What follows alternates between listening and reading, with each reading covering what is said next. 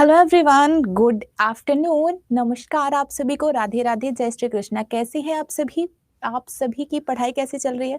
Good afternoon Ritesh, Shiv Kumar, रिमझिम, आशीष, लालू यादव जी, वर्षा, good afternoon. जल्दी से आ जाओ, सब फिर स्टार्ट करें हमारा सेशन।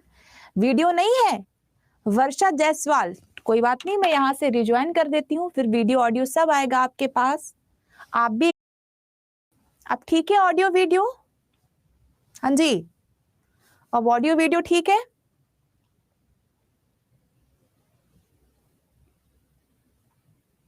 बताइए, ऑडियो वीडियो क्लियर है?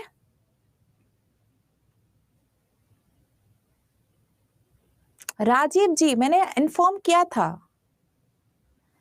इंटरनेट नहीं चल रहा था उस टाइम यार, सॉरी।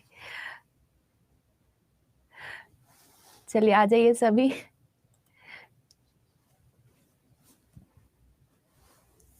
फिर स्टार्ट करें। अच्छा बताइए, अभी तक हमने जो टॉपिक पढ़े हैं, किसी का कोई डाउट है, कोई प्रश्न है तो आप पूछ सकते हैं, जितने भी टॉपिक।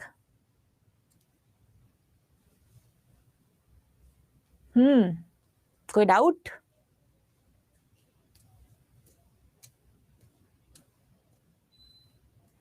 चलिए, तो अब कल हमने पढ़ा था शब्द अलंकार, ठीक है? सोनाली मुझे मेल करो, मैं आपको सब कुछ सेंड करती हूँ। रिवीजन कराएंगे, सबका कराएंगे, डोंट वरी, ठीक है? Don't worry. कल हम लोग शब्द अलंकार पढ़े थे, आज हम लोग पढ़ेंगे अर्थालंकार।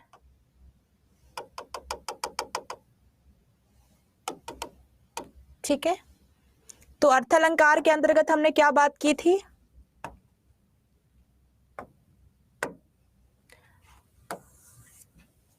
परिभाषा। अर्थालंकार की परिभाषा क्या थी?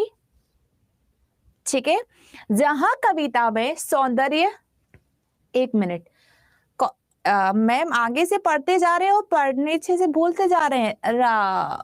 रंजन रितेश जी, देखो हिंदी सब्जेक्ट की टेंशन मतलब, वो मैं करा दूंगी आपको रिवीजन।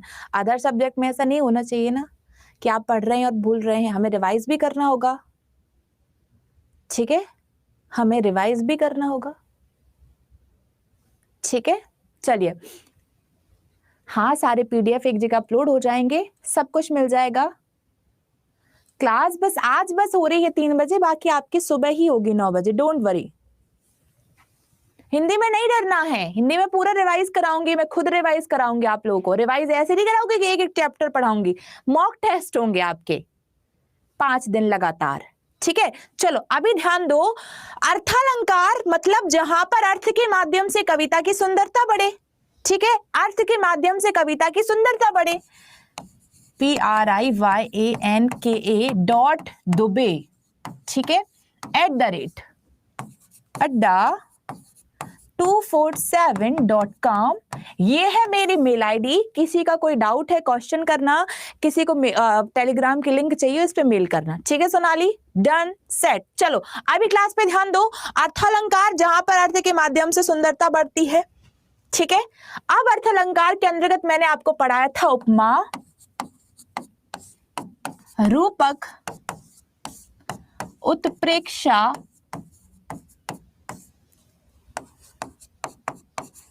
अतिशयोक्ति और मानवीकरण, ठीक है? ये है आपके इंपॉर्टेंट। अब हम आज की क्लास में यही सब पढ़ेंगे, ठीक है? चलिए ध्यान दीजिए। नेक्स्ट, उपमा अलंकार की हमने बात की थी, तो अच्छा एक बात बताओ, उपमा अलंकार के कितने अंग होते हैं? सबको बताना है, बताइए।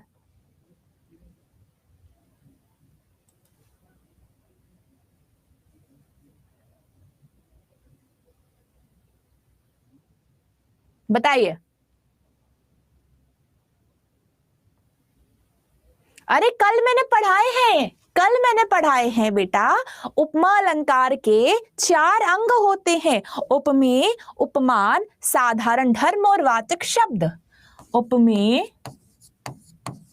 उपमान, जिसने कल की क्लास नहीं देखी अगेन देखेगा। उपमान, साधारण धर्म और वाचक शब्द। ठीक है, ये सब मैंने आप लोगों को पढ़ाया हुआ है। ठीक है, अब मेरी बात सब लोग गौर से सुनेंगे, सब लोग गौर से सुनेंगे। अब इसमें ध्यान से सुनना। अगर किसी कविता में सम, सी, सा, से, समान, सरिश, अब आपको कोई कविता ही आएगी ना परीक्षा में, आपको कोई कविता ही आएगी। ठीक है, तो यदि कविता में इस प्रकार के शब्द आ रहे हैं, इन शब्दों को हम वाचक शब्द कहते हैं। सम, सी, सा, से, समान, सरिस, तो वहां पर हो जाएगा आपका उपमा अलंकार। ठीक है, याद रखना ये पहचान है। अब इसको मैं एग्जाम्पल से समझाऊंगी। मैंने कहा पीपल, पात, सरिस, मन, डोला। ये एक दोहा है। इस दोहे में कहा गया है कि पीपल के पत्ते के समान मेरा मन डोल रहा है। पीपल के पत्ते के समान मेरा मन जो है वो डोल रहा है।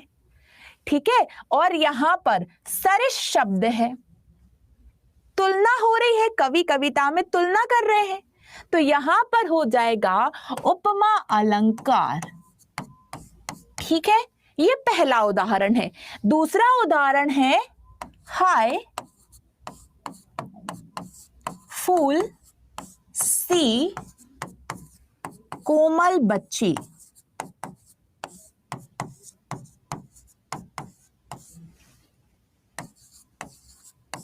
हुई राख की ढेरी।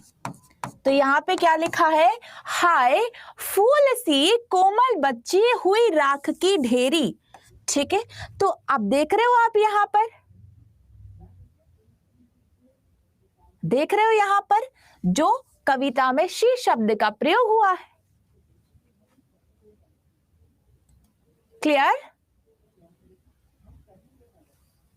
ठीक है, तो जहां पर कविता में सम सी सा से समान, देखो मैं आप लोगों को अगर जो हिंदी टीचर पढ़ाता था वो क्या कहता कि आप इनको समझो कविता में कहा क्या जा रहा है, आप इनको समझो कविता में कहा क्या जा रहा है, लेकिन आप मत समझो, आप लोग बहुत परेशान हो जाओगे, डिफिकल्ट होती हैं ये चीजें समझना। आपको क्या करना है, केवल याद रखो कि जहां पर कविता में सम सी सा से समान इस प्रकार के शब्द आते हैं, वाचक शब्द आते हैं, तो वो हो जाता है आपका उपमा अलंकार। ठीक है, यहां पर तुलना देखो, इसमें कहा क्या गया है कि एक कोई छोटी सी बच्ची थी, उसको कोई असाध्य रोग मतलब कोई बहुत बड़ी बीमारी हो गई थी, तो उसकी डेथ हो गई। अब बीमारी के बाद क्या हुआ, उसकी डेथ हुई, तो यहाँ पर लिखा है उसके पिता ने रोते हुए कि मेरी जो फूल सी बच्ची थी आज वो राख की ढेरी बन गई है। मतलब यहाँ उस बच्ची की तुलना एक फूल से की गई, जितना कोमल एक फूल होता है, पुष्प होता है, उतना ही कोमल वो बच्ची थी और आज वो एक राख की ढेर बन गई। तो यहाँ पर कविता में कवि ने तुलना की है, तो जहां पर तुलना होती है वहां पर होता है आपका उपमा अलंकार। मैंने उदाहरण से क्या समझाया था आपको? राधा का मुख चंद्रमा के समान है, राधा का मुख चंद्रमा के समान है। ठीक है, ये मैंने आपको पढ़ाया है उपमा अलंकार में। ठीक है, अब मैंने पढ़ाया उपमा अलंकार। जैसे मैंने कहा चांद सी महबूबा होगी कब ऐसा मैंने सोचा था, चांद सी महबूबा होगी कब ऐसा मैंने सोचा था, तो यहां पर हमने सी शब्द का प्रयोग किया है, सी है तो ये तुलना हो रही है। ठीक है, वेरी गुड। अब इसके बाद उपमा के बाद है रूपक। ध्यान से समझना, यहीं पे मैं समझा रही हूं। ठीक है, नीतू अच्छा गाना है ये। अब यहां पर है राधा का मुख चंद्रमा है। ठीक है, राधा का मुख चंद्रमा है। यदि इस प्रकार का उदाहरण है तो ये होता है आपका रूपक अलंकार। अब इसकी डेफिनेशन हम पढ़ेंगे, लेकिन इसको और इसको आप साथ में समझोगे तभी समझ पाओगे। 3 उदाहरण हैं। राधा का मुख चंद्रमा के समान है, राधा का मुख चंद्रमा है। अब एक और उदाहरण है, राधा का मुख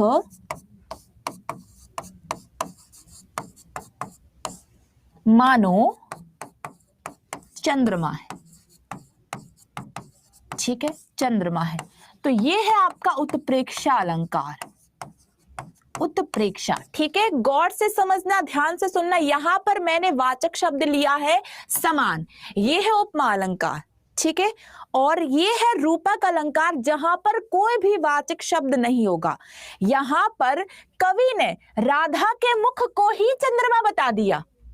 पहले कवि ने क्या की थी, तुलना की थी कि राधा का मुख चंद्रमा के समान है, वो उन्होंने तुलना कर दी। लेकिन दूसरे उदाहरण में उन्होंने क्या बताया कि राधा का मुख ही चंद्रमा है।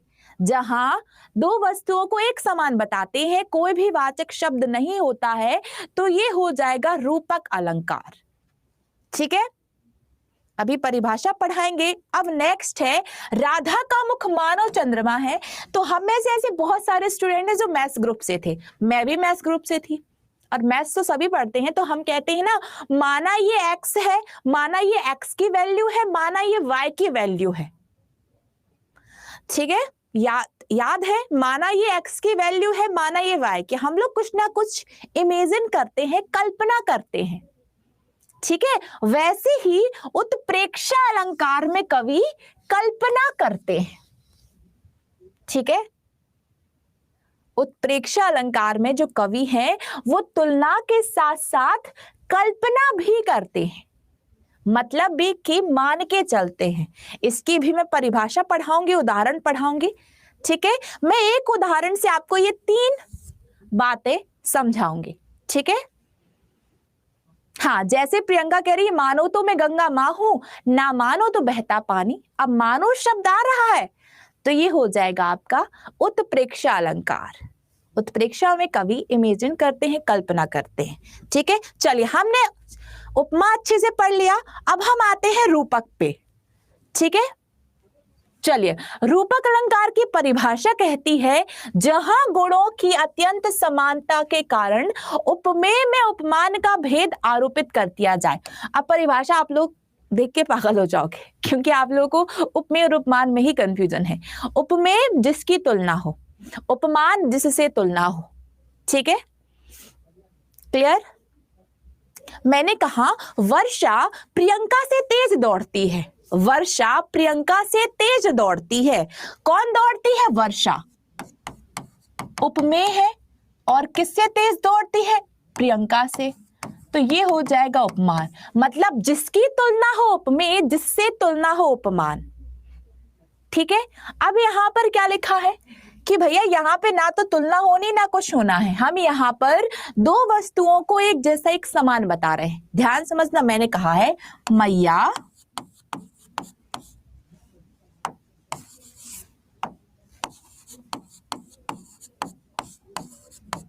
मोही चंद्र खिलौना दीजो। अब इसको ध्यान से पढ़ो। ठीक है, इसमें कोई भी वाचक शब्द नहीं है, कोई भी वाचक शब्द नहीं है। श्री कृष्ण मां यशोदा से कह रहे हैं कि मैया मोहे चंद्र खिलौना दीजो। ठीक है, तो यहां पे क्या है कि कवि ने चंद्रमा को और खिलौने को एक जैसा, एक समान बताया है। जहां पर कविता में कवि चंद्रमा को, मतलब किसी वस्तु को एक जैसा, एक समान बता रहे हैं। ठीक है, तो ये हो जाएगा यहां पर रूपक अलंकार। ठीक है, मैंने कहा है पायो जी मैंने राम रतन धन पायो। पायो जी मैंने राम रतन धन पायो। तो यहाँ पर कवयित्री मीराबाई क्या कह रही हैं कि मैंने राम रतन रूपी धन संपत्ति प्राप्त कर ली है। मतलब उन्होंने राम की पूजा को और धन संपत्ति को बिल्कुल एक जैसा बताया है कि मैंने राम की महिमा मुझ पर है तो मेरे पास संसार की सारी दौलत है। ठीक है, तो जहां दो वस्तुओं को, दो चीजों का बिल्कुल एक समान बताते हैं वो होता है रूपक अलंकार, और उसमें कोई भी वाचक शब्द नहीं होता है। अब इसकी एक ट्रिक और है कि इसमें योजक चिन्ह का प्रयोग होता है। किस चिन्ह का? योजक चिन्ह का प्रयोग होता है। ये चिन्ह हो गया योजक चिन्ह। डन? क्लियर? कोई डाउट किसी का यहां पे?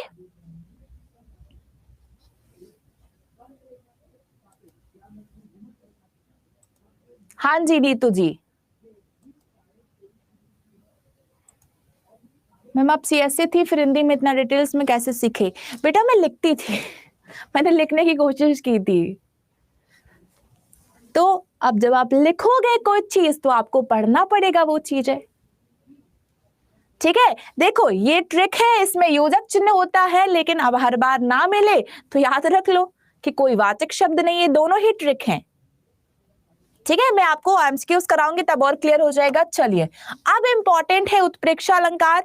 जैसे आप लोग उपमा में गलती नहीं करेंगे वैसे इसमें भी कभी आपसे गलती नहीं होगी। क्यों? क्योंकि इसको आइडेंटिफाई करने के लिए कविता में शब्द होंगे मनु, मानो, ज्यो, जानो, जानहु आदि। जब भी आप कोई कविता पढ़ रहे होंगे वहां पे रूप गुण आदि की समानता के कारण उपमेय में उपमान की संभावना या कल्पना की जाए। मतलब यहाँ पे कवि तुलना तो कर रहे हैं लेकिन साथ साथ वो कोई कल्पना, इमेजिनेशन भी कर रहे हैं। ठीक है, अब इसको उदाहरण को समझो। मैंने क्या लिखा? सोहा तोड़े पीत पट, श्याम सलोने गात, मानो नीलमणि सैल पर आतप परियो प्रभात। ठीक है, अब इसको समझना। क्या लिखा है? श्याम मतलब कौन? श्याम मतलब कौन? कोई बताएगा? श्याम मतलब क्या होता है? कोई बताएगा? किसको कहा जाता है श्याम? कृष्ण जी को। तो यहां पर कवि कह रहे हैं कि जब भगवान श्री कृष्ण अपने सांवले सलोने शरीर पर पीले वस्त्रों को धारण करते हैं तो ऐसा लगता है मानो नीलमणि सैल, नीलमणि पर्वत पर सुबह का सूर्य का प्रकाश है। क्या लिखा है? कवि कह रहे हैं जब श्री कृष्ण अपने पीले वस्त्रों को जब श्री कृष्ण अपने सांवले सलोने शरीर पर पीले वस्त्र पहनते हैं तो ऐसा लगता है मानो नीलमणि के पैस के पर्वत पर सुबह का सूर्य का प्रकाश। यहां पर कवि ने तुलना भी की है। यहां पर शरीर की तुलना पर्वत से की है, पीले वस्त्रों की तुलना प्रकाश किरणों से की है, और कवि यहां पर मानकर चल रहे हैं, कल्पना कर रहे हैं। तो जहां तुलना के साथ साथ कल्पना भी होती है, मनो, मानो, जनो, जानो इस प्रकार के वाचक शब्द आते हैं, वहां होता है उत्प्रेक्षा अलंकार। ठीक है, कॉन्सेप्ट समझ में आ रहा है आप लोगों को? देखो आप लोग एक गलती करोगे यहां पर, क्योंकि मैंने शब्द अलंकार आप लोगों को पढ़ा दिया है तो आप लोग शब्द अलंकार और अर्थ अलंकार में गलतियां करेंगे।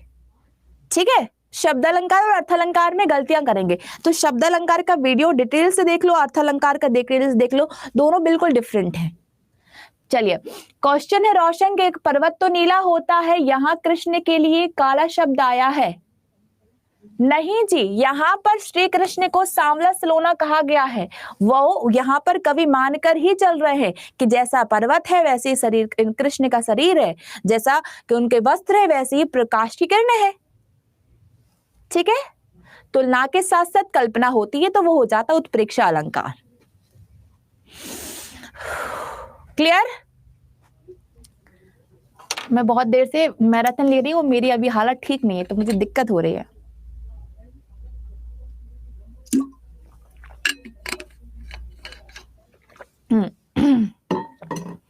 चलो डन।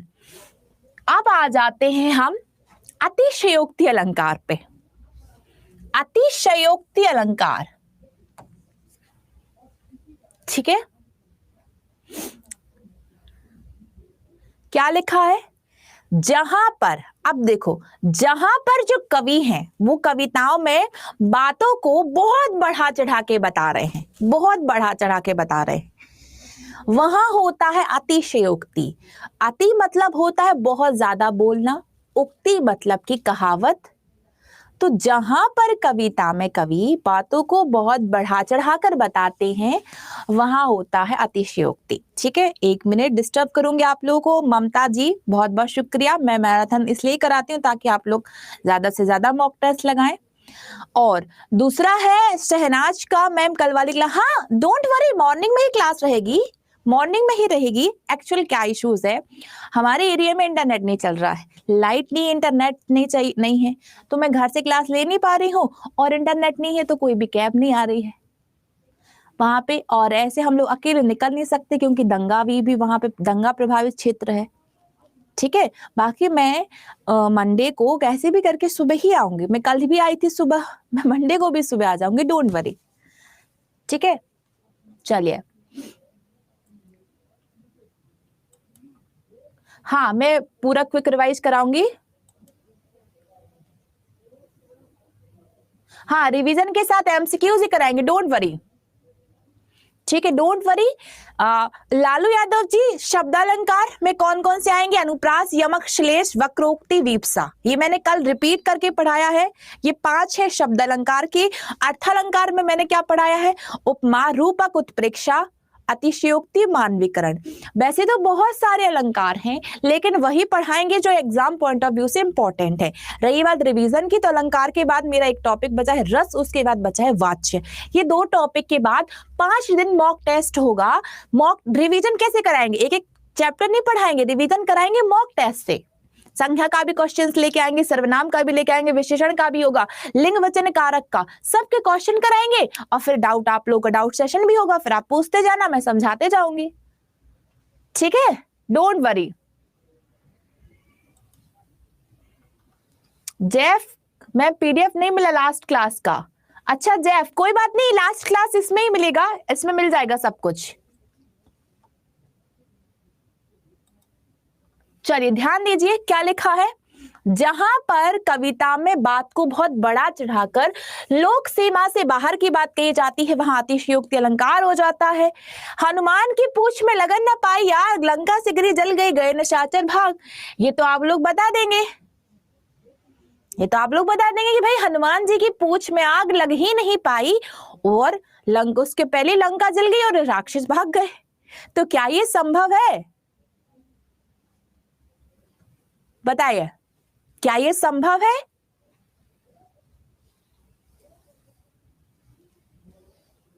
जब हनुमान जी की पूंछ में आग ही नहीं लगी और उसके पहले लंका जल गई, राक्षस भाग गए। निशाचर मतलब होता है राक्षस, निशा मतलब होता है रात्रि, और रात्रि में घूमने वाले राक्षस। तो यहां पर है अतिशयोक्ति अलंकार, जहां पर कविता में बातों को बहुत बड़ा चढ़ा के बताते हैं। अब मुझे ऐसा करंटली कोई गाना तो याद नहीं आ गया जहां पे कवि बात अपनी प्रेमिका को बहुत बढ़ा चढ़ा के बता रहे हैं। हाँ सुनो, एक गाना आया था, सुनो ना संगमरमर की ये मीनारें कुछ भी नहीं आगे तुम्हारे। सुनो ना संगमरमर की ये मीनारें कुछ भी नहीं है आगे तुम्हारे। तो यहां पर भी कवि बातों को बढ़ा चढ़ा के कह रहे हैं। ठीक है, तो ये हो हाँ, अभी एक और एक कोई नया सा आया था, तेरे वास्ते में फलक से मैं चांद लाऊंगा। जहां पर भी बातों को बढ़ा चढ़ा के बताया जाता है वहां हो जाता है आपका अतिशयोक्ति अलंकार। चलिए, फिर अतिशयोक्ति के बाद है आपका मानवीकरण। मोस्ट इंपॉर्टेंट अलंकार है, इससे बहुत सारे क्वेश्चंस आते हैं। ठीक है, मानवीकरण अलंकार में क्या होगा? जो कवि है वो सूरज को, चांद, तारे, नदी, जितनी भी प्राकृतिक वस्तु है उनको इंसान, जैसे हमारे अंदर ह्यूमन वैल्यूज होती हैं, मतलब हमारे अंदर इमोशंस होते हैं, वैसे ही क्या लिखा है, जो प्राकृतिक वस्तुएं होती है उनके अंदर भी इमोशंस होते हैं। जब भी कविता में जहां जड़ प्रकृति निर्जीव पर मानवीय भावनाओं तथा क्रियाओं का आरोप हो, ठीक है,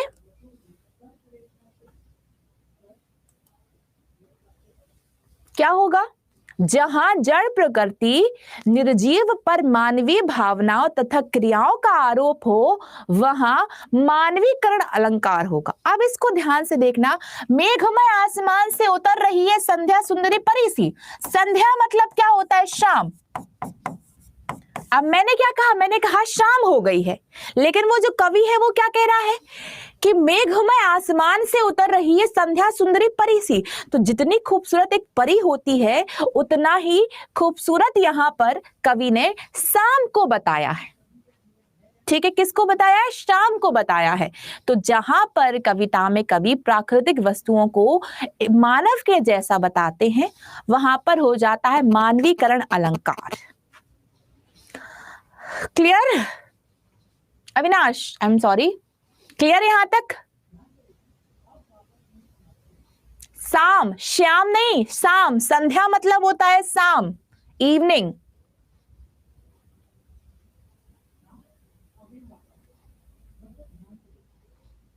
चलो अब अगेन थोड़ा सा क्विक रिवीजन होगा, क्वेश्चन आएंगे।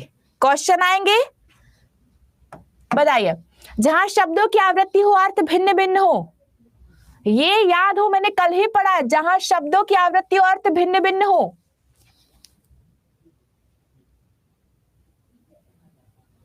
बताइए।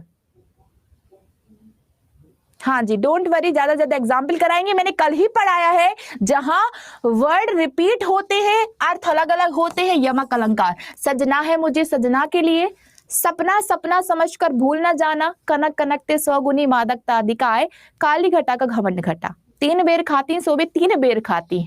यहाँ पर शब्दों की आवृत्ति। Very good everyone. चलिए, अलंकार कितने प्रकार के होते हैं ये प्रश्न बहुत पूछा गया है। हम लोग इसमें गलती करते हैं लेकिन आप लोग नहीं करेंगे। अलंकार कितने होते हैं? कितने होते हैं? रोशनी गलत क्यों बता रहे हो? चंदन गलत क्यों बता रहे हो? अलंकार तो मैंने 3 ही बताए हैं। शब्दालंकार, अर्थालंकार और उभयालंकार, 3 बताए हैं। अलंकार हो गए 3। विकल्प B is the right answer. Next question है, मुदित महीपति मंदिर आए, सेवक सचिव सुमंत बुलाए। इसमें कौन सा है? यमक अनुप्रास श्रेष्ठ अतिशयोक्ति, बताइए। जिसने कल की क्लास पढ़ी होगी वो सारे क्वेश्चंस के आंसर्स दे पाएंगे। मुदित महीपति मंदिर आए, वेरी गुड। यहां पर क्या हो रहा है? माँ जो वर्ण है, माँ जो अक्षर है, यहाँ पे सा अक्षर की आवृत्ति हो रही है, रिपीट हो रहे हैं शब्द, तो ये हो जाएगा अनुप्रास अलंकार। विकल्प B is the right answer. ठीक है, चलिए नेक्स्ट। मंगन को देखी पट देत बार बार, ये तो मैंने उदाहरण ही पढ़ाया है क्लास में। मंगन को देखी पट देत बार बार, याद करो। बार बार शब्द रिपीट हुआ है लेकिन अर्थ एक ही है। पट शब्द के 2 अर्थ निकल रहे हैं, श्लेष होगा। विकल्प C is the right answer. Well done, well done. Next, तरनी तनुजा तट तमाल तरुबर बहुत छाए, बहुत पूछा जाता है परीक्षा में। अलंकार, अनुप्रास रूपक अतिशयोक्ति उपमा।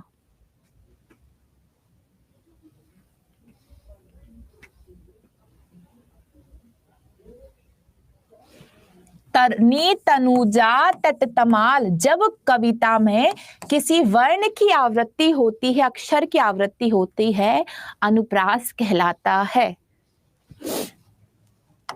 नेक्स्ट, 3 बेर खाती सोबे 3 बेर खाती हैं, बताइए कौन सा अलंकार हो जाएगा?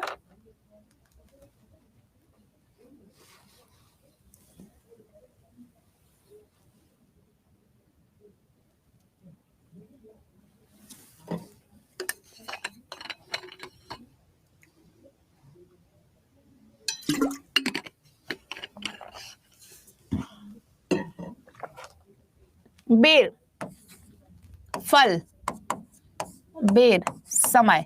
शब्द रिपीट हुआ है, अर्थ भिन्न भिन्न है, यमक अलंकार। विकल्प सी। नेक्स्ट, कनक कनकते 100 गुनी मादकता अधिकाय, बा खाए बोराए नर या पाए बोराए। कनक और धतूरे दोनों ऐसी चीज हैं जिसमें नशा होता है। अगर इंसान को सोना मिलता है तो वो भी उसमें भी पागल हो जाता है, अगर वो धतूरा खा ले तो वो भी पागल हो जाता है। कनक मतलब सोना, कनक मतलब धतूरा। क्या है?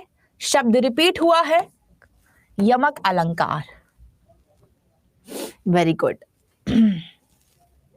नेक्स्ट, रावण सर सरोज वनवारी, चली रघुवीर सिली मुखधारी। तो ये आप लोगों को नहीं पता होगा, ठीक है, इसको जरा ध्यान से सुनना, ठीक है। लिखा है रावण सर सरोज बनवारी, चली रघुवीर सिली मुखधारी। तो यहां पर जो सिलीमुख शब्द है, सिलीमुख, इसके दो अर्थ हैं, ठीक है। सिलीमुख के कितने अर्थ हैं? दो अर्थ है। तो यहां पर हो जाएगा श्लेष अलंकार। सिलीमुख मतलब होता है भंवरा और बाण। अगर किसी ने मेरे YouTube सेशन देखा होगा तो मैंने जब एमसीक्यूज कराए तो उसमें बहुत, मैराथन में मैंने ये बहुत पढ़ा है। मैं आप लोगों से बार बार मैराथन का क्यों कहती हूँ, मैराथन में मैं ऐसी चीजें कई बताती हूँ जिसमें हम लोग नए शब्द सीखते हैं। हमारे पास 3 घंटे होते हैं। आप लोग समझ लेते हो कि पेड में ही, पेड सब कुछ है, वाईटी फालतू है, लेकिन नहीं, यूट्यूब भी बहुत इंपॉर्टेंट होता है, ठीक है। श्लेष अलंकार की परिभाषा है कि जहां पर कविता में एक शब्द से बहुत सारे अर्थ निकले, ठीक है। मैंने यहां पर कहा है कि रावण का जो सर है वो कमल का एक बगीचा है, और जब राम उस पर, रघुवीर मतलब राम उस पर बाण चलाते हैं तो ऐसा लगता है कि भंवरे मंडरा रहे हैं फूलों पर। रावण के सर क्या है यहां पर?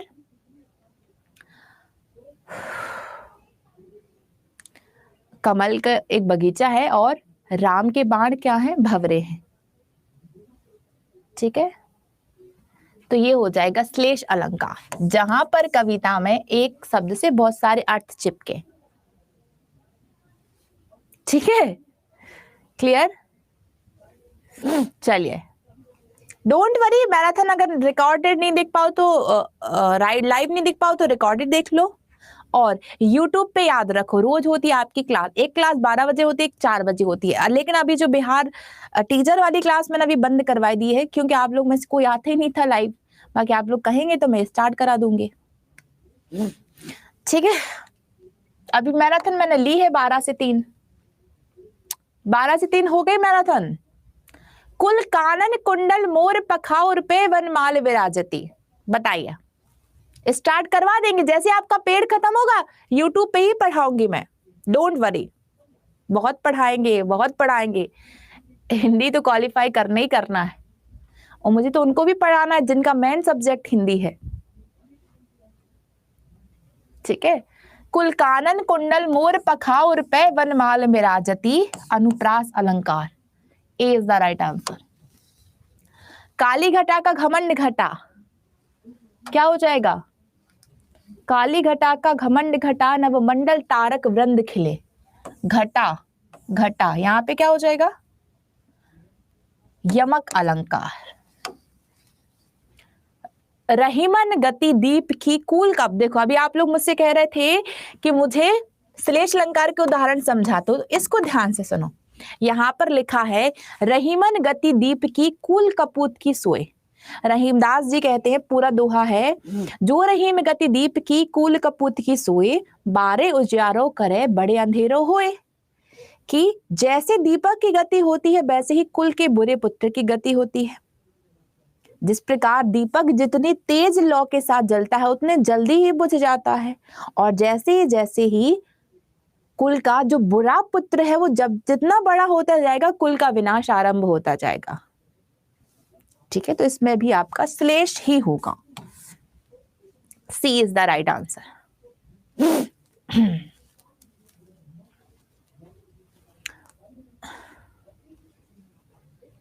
मुन्नी मैम, जिसका सब्जेक्ट हिंदी का उसको आप कब पढ़ाते हैं? मुन्नी जी, अभी मेरे पास ऐसा कोई स्टूडेंट आया नहीं, अगर कोई भी एक भी स्टूडेंट आएगा तो मैं वाईटी सेशन स्टार्ट कर दूंगी। पेड तो मैं नहीं पढ़ाऊंगी, वाईटी में पढ़ा दूंगी, क्योंकि पेड के लिए कौन से कहना पड़ेगा कोर्स खरीदो, मैं नहीं कहती खरीदने का, वो आपकी अपनी मर्जी है।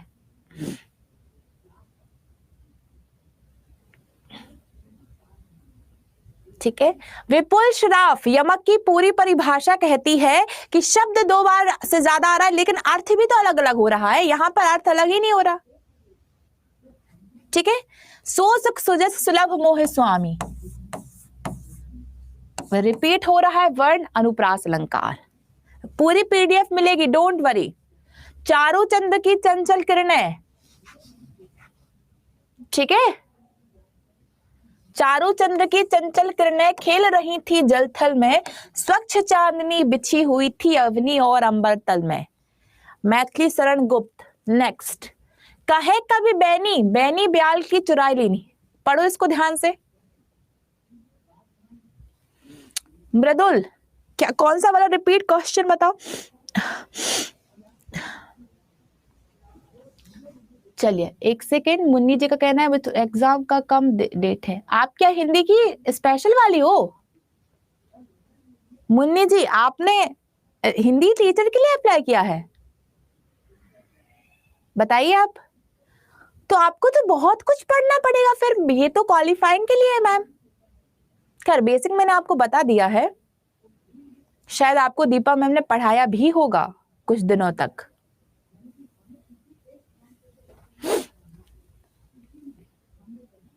चलिए, यहां पर बैनी जो शब्द है वो रिपीट हो रहा है। आप लोगों ने सुना होगा कभी राम वृक्ष बैनीपुरी, ठीक है, और दूसरा बैनी मतलब होता है चोटी, ये हो जाएगा यमक अलंकार। पीडीएफ पूरा मिलेगा, कल वाला आज वाला दोनों मिलेंगे। चलिए, पीपल पात सरिष मंडोला, 2 पाली में होगा एग्जाम एक ही दिन। पीपर पात सरिस मन डोला, कुछ नहीं है, सरिस लिखा हुआ है, तुलना हो रही, उपमा हो जाएगा। अर्थालंकार बताना है, श्लेष यमक वक्रोक्ति रूपक। बताइए अर्थालंकार कौन सा है?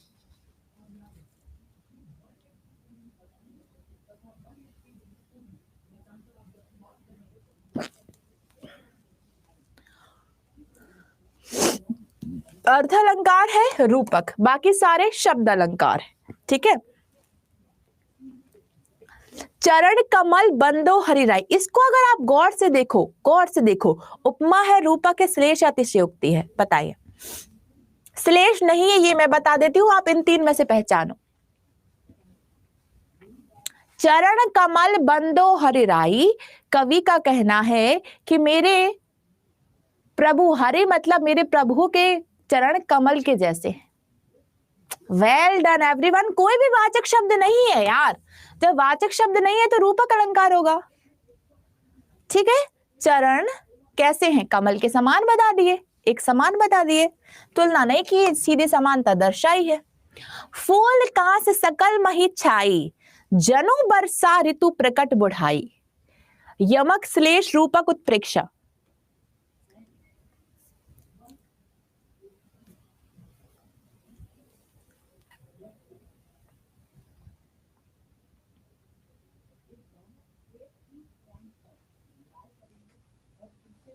ठीक है।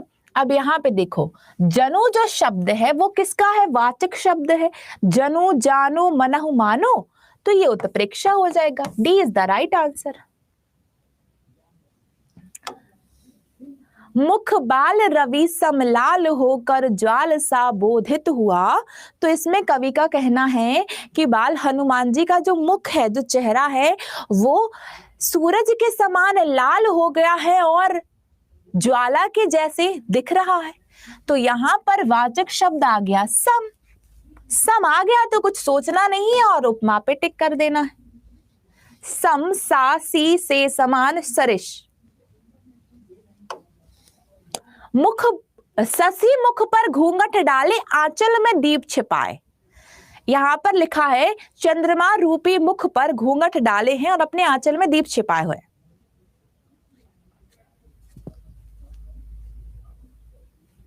कोई भी वाचक शब्द नहीं है, कवि ने मुख को और चंद्रमा को एक समान बता दिया है।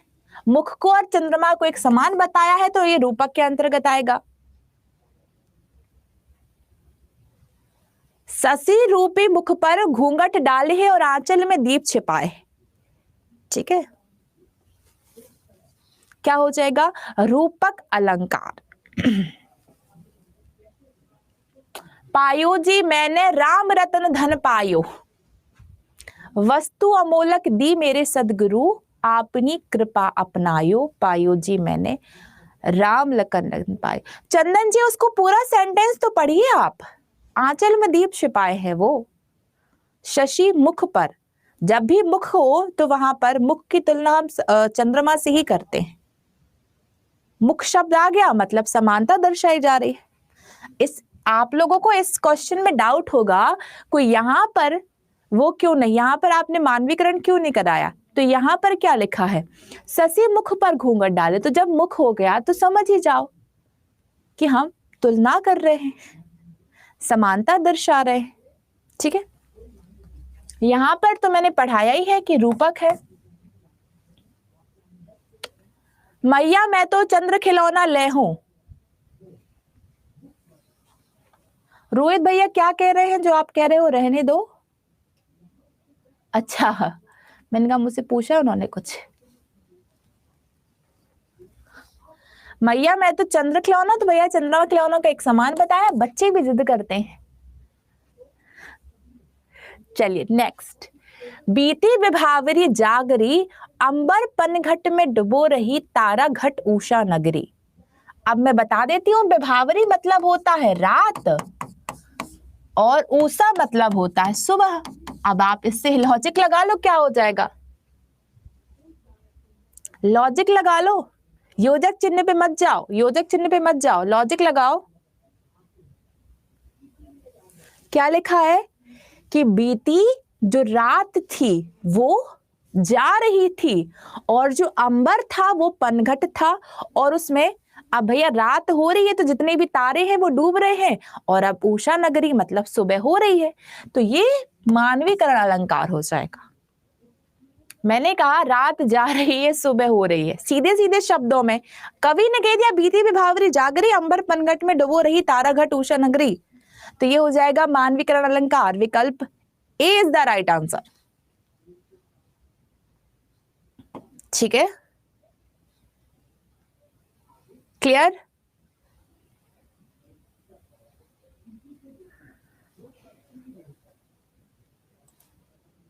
चलिए 1 मिनट दीजिए मुझे।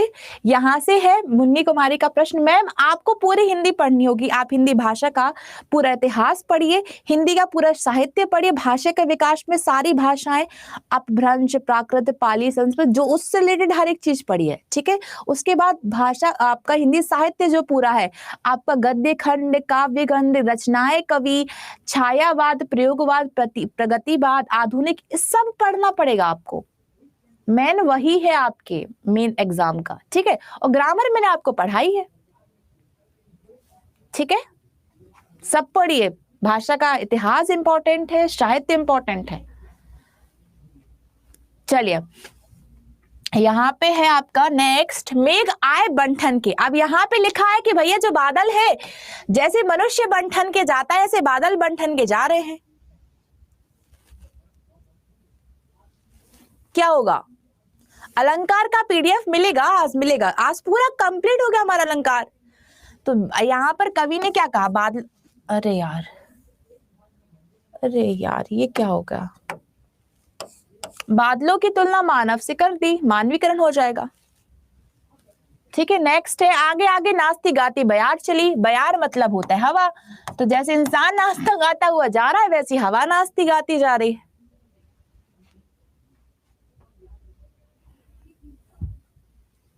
ठीक है, जिसको भी इस चैप्टर में दिक्कत हो रही है, कल की क्लास आज की क्लास दोबारा देखेगा और समझेगा, क्योंकि मैं तो एक चीज जो नियम है, परिभाषा है, वो मैं एक बार बताऊंगी चाहे 4 बार बताऊंगी, परिभाषा वही रहेगी।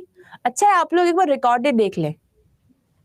ठीक है, चलिए अब क्या लिखा है? सहस्त्र बाहु समसो रिपु मोरा, इसको पढ़ो सब लोग, इसको पढ़ो। जैफ अकेला जी, अलंकार से कितने क्वेश्चन नहीं, आप इतना पढ़ लोगे आपका क्लियर हो जाए, क्वालिफाइंग है, ज्यादा डरने की जरूरत नहीं है।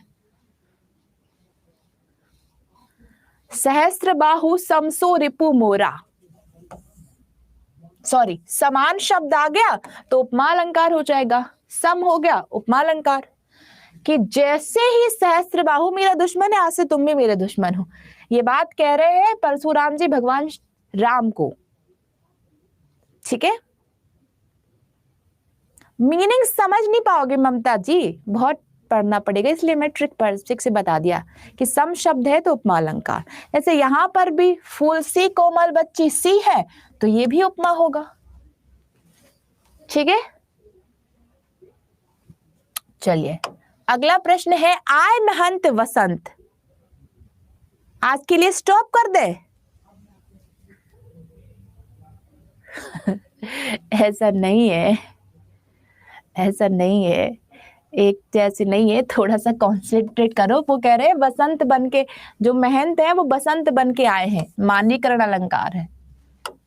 चलिए, बरस रहा है रवि अनल भूतल तवासा जल रहा है, क्या होगा?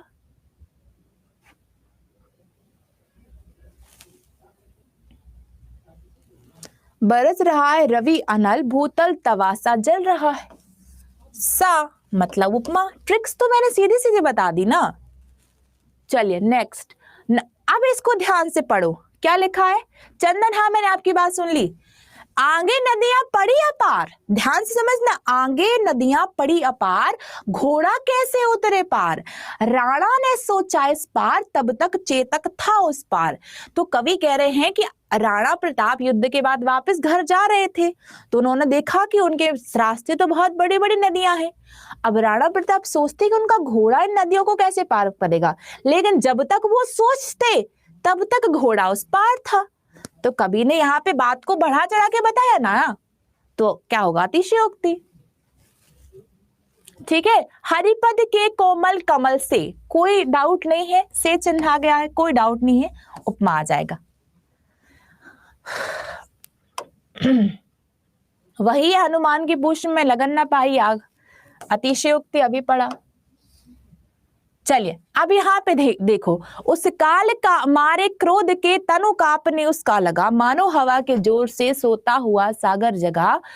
तो भैया यहाँ पे कवि मान रहे हैं, कुछ इमेजिनेशन कर रहे हैं। तनु मतलब होता है शरीर, तनु मतलब होता है शरीर, मानो शब्द आ गया तो उत्प्रेक्षा हो जाएगा। Is the right answer. सोहत ओढ़े पीत पट श्याम सिलोने गाती है, मैंने अभी अभी पढ़ाया, मनो उत्प्रेक्षा। चलिए डन। अब मैं आप लोगों को पीडीएफ दे देती हूँ, इसको एक्सपोर्ट करना होता है, पीडीएफ में जाओ, इसको चेंज करो, अलंकार से सेव करो। ये सेव हो जाएगी तो मैं पूरी कोशिश कर रही हूँ आज आप लोगों को पीडीएफ मिल जाए कैसे भी करके, अदरवाइज मेरा स्ट्रेस लेवल बढ़ जाता है फिर, क्योंकि पीडीएफ से ही तो पढ़ोगे यार।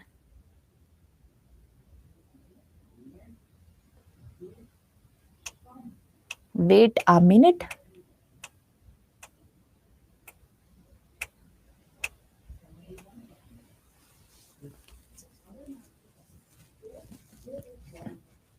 चलो ये पीडीएफ है, मैं यहीं पर सीधा आपका पैनल ओपन कर रही हूँ।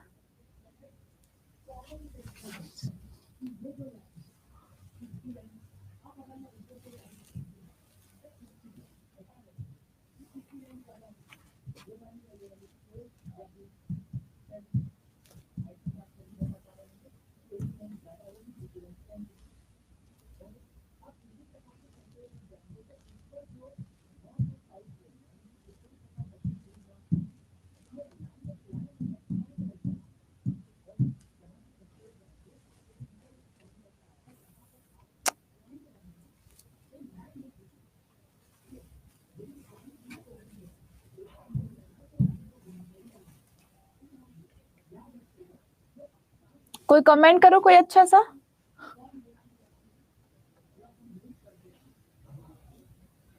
चलिए ठीक है, चलो अब मैं यहाँ पर आप लोगों को दे रही हूँ पीडीएफ। पीडीएफ में हमने कहा गए थे? अलंकार पे गए थे, तो ये आ गया अलंकार, पीडीएफ सेंड।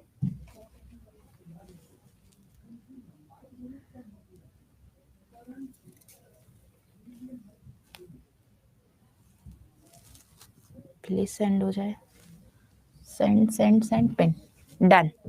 ये है पीडीएफ जो सबको मिलेगी। कल हम एक नया टॉपिक पढ़ेंगे, रस। हाँ हाँ बेटा, आप मैसेज करना, मैं आपको ऐड कर दूंगी, ठीक है। आ गया ना पीडीएफ, सबको मिला कि नहीं?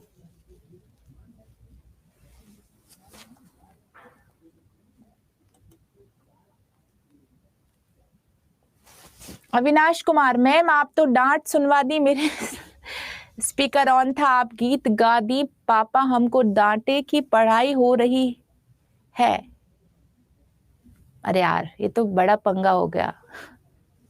चलिए, कल क्लास नहीं होगी, क्लास होगी Monday morning 9 AM। Monday morning 9 AM class होगी, ठीक है। चलिए, अब मिलेंगे अब हम मंडे। नहीं आया? मैम एक बात बताएं, कंप्यूटर वाले सर इतने गुस्से में क्यों रहते हैं? पता नहीं यार, मेरी बात, मैं बहुत अपने काम से काम रखती हूँ। एक बार और दे रहे हैं पीडीएफ, डोंट वरी। मेरी सबसे ज्यादा बनती है दीप्ति मैम से, हम दोनों बहुत मस्ती करते हैं। और वही, जब आप लोगों की पहली क्लास मैंने ली तो मैं बहुत परेशान थी कि यार बच्चे तो बहुत डिस्टर्ब हो रहे हैं, उनको तो समझ नहीं आ रहा। तब उन्होंने मुझे बताया कि तुम तब तक पढ़ाओ एक चैप्टर जब तक कि तुम्हें उनको समझ ना आ जाए। दीप्ति मैम ने मुझे बहुत गाइड किया, जब उनको मेरी जरूरत होती तो मैं करती हूँ और वो मुझे करती है, फिर मैं उनको कहती हूँ कि आप एमसीक्यूज कराओ, बस।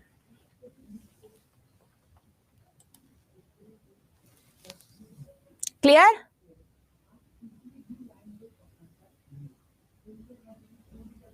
हिंदी पढ़ाएंगे आपकी दीपा मैम।